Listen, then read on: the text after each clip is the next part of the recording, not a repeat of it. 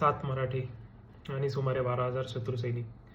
आणि याच 7 मराठ्यांमधील एक छत्रपती शिवाजी महाराज यांचे सेनापती प्रतापराव गुजर, स्वराज्याचे 3रे सेनापती. याच प्रतापरावांनी अनेक मोठ्या लढाई लढल्या होत्या. त्यातली एक म्हणजे साल्हेरची लढाई होती, इसवी सन 1672.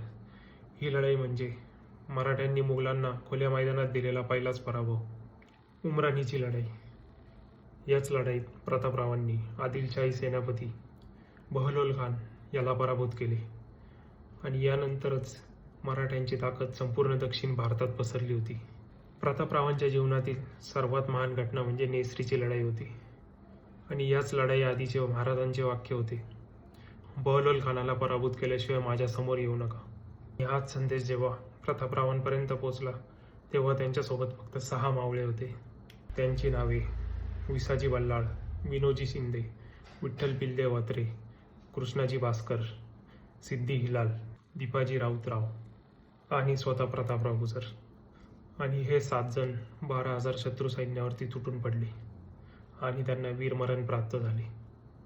प्रतापरावांच्या शौर्याला आदरांजली म्हणून शिवाजी महाराजांचे पुत्र राजाराम महाराज यांचा विवाह प्रतापरावांच्या मुलीशी लावून देण्यात आला. आणि याच सर्व घटनेनंतरून एक ओळ इतिहासात अमर झाली, वेडात मराठे वीर दौडले साथ.